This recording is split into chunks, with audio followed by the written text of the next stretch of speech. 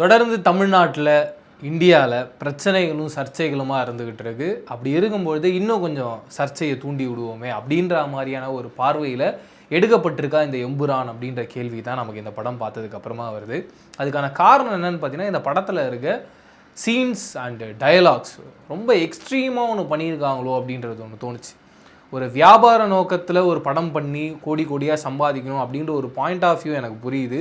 அதுக்கு நீங்கள் என்ன மாதிரியான படங்கள் வேணால் எடுக்கலாம். எக்ஸாம்பிள், ஒரு கேஜிஎஃப் அப்படின்றதும் நிறைய ஆக்ஷன் இருக்க ஒரு கமர்ஷியல் படம் தான், 1000 கோடி ரூபாய்க்கு மேலே வசூல் செய்யுது.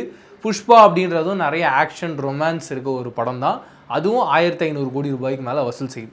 அப்படிப்பட்ட ஒரு படம் எடுத்திருந்தீங்கன்னா உங்களை யாரையுமே கேள்வி கேட்க போகிறது கிடையாது. ஆனால் இதில் ஒரு ரிலீஜியனை பற்றி பேசுகிறீங்க, ஒரு ரிலீஜியனில் 2 ரிலீஜனை பற்றி பேசுகிறீங்க, அதை ஜஸ்டிஃபை பண்ணுற மாதிரியான சீன்ஸ் நாங்கள் வச்சுருக்கோம் அப்படின்ற மாதிரி நீங்கள் படத்தில் காட்டுறீங்க. ஆனால் ஆடியன்ஸாக நாங்கள் ஒரு படம் பார்க்கும்போது அது அப்படி இல்லை. முழுக்க முழுக்க ஒரு ஹிந்து முஸ்லீம் பிரச்சனை எப்படி தூண்டி விடலாம், அந்த பிரச்சனை எப்படி இன்னும் பூதாகரமாக ஆக்கலாம் அப்படின்றதுக்காகவே நாங்கள் ஒரு படம் பண்ணியிருக்கோம் அப்படின்ற மாதிரியே தான் எனக்கு இந்த படம் பார்க்கும்பொழுது இருந்தது. அதுக்கான காரணம் என்ன பார்த்தீங்கன்னா, படத்தோடைய கதையாக இன்ட்ரெஸ்டிங்காக பண்ணியிருக்காங்க. ஆனால் அதுக்குள்ளே இவங்க அந்த ரிலீஜன் மேட்டரை கொண்டு வரும்போதெல்லாம் பயங்கர பொலிட்டிக்கலாக ரொம்ப எக்ஸ்ட்ரீம் வைலன்ஸோட கண்டிப்பாக இது ஒரு சர்ச்சை ஆகணும், இது ஒரு சண்டை ஆகணும், அதன் மூலயமா இந்த படத்துடைய வசூல் எங்கேயோ போகணுன்ற ஒரு பாயிண்ட் ஆஃப் வியூவில் பண்ணியிருக்காங்களோ அப்படின்றது இந்த படம் பார்க்கும்போது ஒரு இடத்துலையும் நமக்கு ஞாபகம் வந்துக்கிட்டே இருக்குது. அதுக்கு இந்த ஹீரோ கேரக்டர், ஏன்னா பிருத்திவிராஜோடைய சின்ன வயசு கேரக்டர்லேருந்து படம் ஆரம்பிக்குது. அவங்களுடைய ஃபேமிலி அவருடைய கண் முன்னாடியே துடிக்க ஒரு வயிற்றில் குழந்தையோடு இருக்க ஒரு அம்மாவை ரேப் பண்ணுற ஒரு சீனு, அதுக்கப்புறம் அவங்க குடும்பத்தை மொத்தமாக அழித்து தள்ளுற ஒரு சீனு, அங்கேருந்து தப்பிச்சு போகிற நம்ம பிருத்திவிராஜ் மீண்டும் பல வருஷத்துக்கு அப்புறமா பெரிய பையன் ஆனதுக்கப்புறமா அவனுக்கு ஒரு சக்தி வந்ததுக்கப்புறமா மோகன்லால் மாதிரி மிகப்பெரிய ஒரு கேங்ஸ்டர் அவருக்கு முன்னாடி இருக்கிறதுனால மீண்டும் அந்த ஹிந்து யாரெல்லாம் வந்து அவங்க ஃபேமிலியை சாவடிச்சாங்களோ அதில் மிக முக்கியமான ஹிந்து வில்லனாக ஒருத்தன் இருக்கான், அவனை வந்து எப்படி வந்து பிருத்திவிராஜ் முஸ்லீமாக சாவடிக்கிறார்ன்ற மாதிரி இந்த கதையை பண்ணியிருந்தாங்க. இது இன்னும் எங்கே ரொம்ப எக்ஸ்ட்ரீம் வைலன்ஸு கொண்டு போகிறாங்கன்னு பார்த்தீங்கன்னா, படத்தோட ஓப்பனிங்கில் இந்த ஹிந்து வில்லனாக காட்டப்படுறாருல இந்த படத்தில், அவர் வந்து ஒரு காரில் ஒரு ஜீப் மாதிரியான ஒரு இடத்துல நிறைய ஒரு ஃபார்மர் ஏரியா மாதிரி இருக்குது, புல்லுலாம் வளர்ந்துருக்கு, அந்த வழியே எப்படின்னா எல் ஷேப்பில் இருக்குது.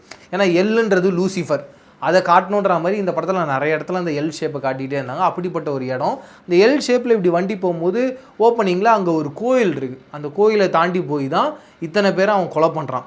டுவர்ட்ஸ் த எண்டு கிளைமேக்ஸில் அதே இடத்துக்கு அவன் வரான். அந்த இடம் ரொம்ப வறட்சியாக எந்த ஒரு வளர்ச்சியுமே இல்லாமல் அழிவு நிலையில் இருக்குது.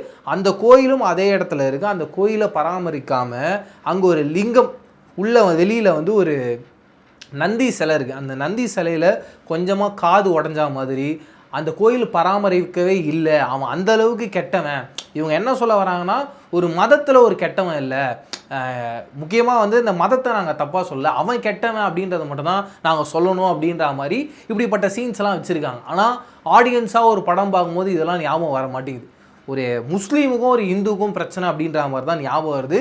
அதை இன்னும் பூஸ்டப் பண்ணணும்னு எங்கே காமிச்சிருக்காங்கன்னா, பிருத்திவிராஜ் ஃபைனலாக கிளைமேக்ஸில் ஒரு ஃபைட் சீக்வன்ஸ் பண்ணுறாரு. அது வரைக்கும் பிருத்திவிராஜ் என்ன மாதிரியான ஒரு காஸ்டியூமில் இருக்காருன்னா, முழுக்க ஒரு பிளாக் கார்ட்ஸ்லாம் ஒரு காஸ்டியூமில் இருப்பாங்கள்ல, ஒரு கோட் சூட் மாதிரி இல்லை ஒரு டிஷர்ட் மாதிரி, அதுக்கு மேலே ஒரு புல்லட் ப்ரூஃப் ஜாக்கெட்லாம் போட்டுட்டு அப்படி இருக்கார். இந்த கிளைமேக்ஸ் வரும்போது மட்டும் ஒரு இஸ்லாமிய நண்பர் எப்படி ஒரு ட்ரெஸ் பண்ணுவாரோ, முழுக்க ஒரு ஜிப்பா மாதிரி ஒன்று ரெடி பண்ணி கண்ணில் மையெல்லாம் போட்டுட்டு அதுக்கப்புறமா அந்த கெட்டப்பில் வந்து சாவடிக்கிறான்ற மாதிரிலாம் காட்டுறாங்க. ஏன் இப்படி பண்ணுறீங்க? ஏன்னா நம்ம தமிழ்நாடு அண்டு சவுத் இந்தியா மட்டும்தான் கொஞ்சம் ஒரு மாதிரி ஒரு அறிவுத்தாண்மையாக எந்த ஒரு பிரச்சனையும் இல்லாமல் இந்து முஸ்லீம் கிறிஸ்டின் எந்த ஒரு மதமாக இருந்தாலும் ரொம்ப சந்தோஷமாக இருக்கிறோம். பெரிய அளவில் எதுவும் வன்முறைகள்ன்ற மாதிரிலாம் வெடிக்க மாட்டேங்குது. அவங்கள வேலையை பார்த்துட்டு போகிறோம். ஒரு வீடு அப்படின்னு இருந்ததுன்னா ஒரு முஸ்லீம், ஒரு கிறிஸ்டின், ஒரு ஹிந்துன்னு எல்லாருமே அந்த ஒரு ஃப்ளாட்டுக்குள்ளே இருந்து ரொம்ப சந்தோஷமான வாழ்க்கையை வாழ்ந்துட்டு இருக்காங்க. ஆனால் அந்த சந்தோஷமான வாழ்க்கையை வாழ விடக்கூடாது, மறுபடியும் ஒரு பிரச்சனை வரணும், மறுபடியும் ஏதாவது ஒரு பில்டிங்கை போட்டு இடிக்கணுன்ற மாதிரியே ஒரு படத்தை பண்ணியிருக்காங்களோன்றது தோணுது. அதை பார்க்கும்போது பயங்கர பயமாக இருந்தது. ஏன்னா ரீசெண்ட் டைம்ஸில் தான் சாவா அப்படின்ற படம் ரிலீஸ் ஆகி இப்போ வரைக்கும் அங்கே ஒரு பெரிய பிரச்சனையாக போயிட்டுருக்கு. 144 போடுறாங்க, அப்படியே அங்கே ஒரு பிரச்சனை அடங்கலை. அப்படி ஒரு விஷயத்தை இங்கே சவுத் இந்தியாலையும் க்ரியேட் பண்ணுறாங்களான்ற ஒரு பயம் இந்த படம் பார்த்ததுக்கு அப்புறமா வருது. அதுவும் அவங்க எந்த அளவுக்கு தெளிவாக இருக்காங்க பாருங்கள். குஜராத்தில் ஒரு சம்பவம் நடக்குது, ஹிந்துக்கள் எல்லாத்தையும் ட்ரெயினில் போட்டு எரிச்சிடுறாங்க அப்படின்ற ஒரு நியூஸ் வந்து, அதுக்கப்புறம் ஹிந்துக்கள் மாதிரி இருக்க நிறைய பேர் வந்து பாவம் இஸ்லாமிய நண்பர்களில் ரொம்ப அப்பாவியாக இருக்க மக்கள்லாம் வெட்டி சாவடிக்கிறாங்கன்ற ஒரு உண்மை சம்பவம் ஒன்று இருக்கான். ஆனால் இந்த படத்தில் அவங்க எப்படி சித்தரிக்கிறாங்கன்னா, ஒரு ஓப்பனிங்கில் அந்த கார்டு ஓப்பனிங் கார்டுன்னு சொல்லுவாங்க, அதில் வந்து யார் யாரெல்லாம் ஒர்க் பண்ணியிருக்காங்க அப்படின்ற மாதிரி வரும். அதில் வந்து அப்பாவியான மக்கள் அவங்களையும் வந்து ஹிந்து மக்கள் அப்படின்ற மாதிரிலாம் காட்டல, ஜென்ரலைஸ் பண்ணி தான் காட்டியிருந்தாங்க. அதில் எனக்கு ஒரு நியாயமான ஒரு பாயிண்ட்டாக இருந்தது. அதை எல்லாத்தையுமே எரிச்சிட்டு இருக்காங்க, ட்ரெயினில் எரிஞ்சு ஒரு பல பேர் சாகுறாங்க. கட் பண்ணால் இவன் வந்து ஹிந்துவாக வரான், அதுவும் ஒரு நாமம் வச்சுட்டு வரான், ஒரு குங்கத்தை இப்படி விட்டுட்டு வரான், ஒரு பயங்கரமான அவன் ஹிந்துன்றதை அப்படி ரெஜிஸ்டர் பண்ணிட்டே இருக்காங்க. இவங்க எல்லாருமே இஸ்லாமிய நண்பர்கள் அப்படின்றது காட்டுறாங்க, அவங்கள ஹெல்ப் பண்ணுறது ஒரு இந்து அப்படின்ற மாதிரி காட்டிடுறாங்க. இப்படி காட்டிட்டா நம்ம என்ன சொல்லுவோம், நீ இந்த படம் வந்து அப்படிப்பட்ட ஒரு படம் இல்லை, அவங்க ஹெல்ப் பண்ணுறவங்களே இந்து தானே, அப்போ நீ தானே தப்பாக சொல்கிற அப்படின்ற ஒரு பார்வையை நம்ம பக்கம் திருப்பணுன்ற மாதிரி ஒன்று ட்ரை பண்ணியிருக்கான். ஆனால் நம்ம படமாக பார்க்கும்போது அது எதுவுமே ஒர்க் அவுட் ஆக மாட்டேங்குது. ஒரு ஹிந்து வந்து ஒரு முஸ்லீமை சாவடிக்கிறான் அப்படின்ற மாதிரி தான் இருக்குது. அது ரொம்ப கஷ்டமாக இருக்குது. நான் என்ன சொல்கிறேன், பேர் என்ன வேணால் வச்சுக்கோங்க, அவனை எதுக்கு ஒன்று ரெஜிஸ்டர் பண்ணுறீங்க? அவன் வந்து ஒரு நாமம் வச்சுருக்கா மாதிரியோ, இல்லை ஒரு தொப்பி வச்சுருக்கா மாதிரியோ, அவன் கழுத்தில் ஒரு சிலுவை தொங்குற மாதிரியோ, அதையே ரெஜிஸ்டர் பண்ணி ஒருத்தர் இந்த மாதிரி ஒரு மதவாத சக்தியாக இவங்க தான் வந்து தொடர்ந்து பிரச்சனைகள் பண்ணுறாங்கன்றதை காட்டுறீங்க அப்படின்றது தான் எனக்கு.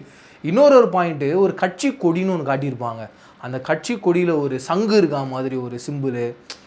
எவ்வளோ ஒரு வன்மம் இருந்தால் இது எல்லாத்தையும் ஒன்று பிளான் பண்ணி ஒன்று பண்ணுறாங்கன்றதே எனக்கு புரியல. இந்த கண்டிப்பாக இந்த படம் கதையாக மட்டும் இதை பார்த்து ஒன்று கரெக்டாக பண்ணியிருந்தாங்கன்னா கண்டிப்பாக ரொம்ப கொண்டாடக்கூடிய ஒரு படமாக அது இருந்திருக்கும்.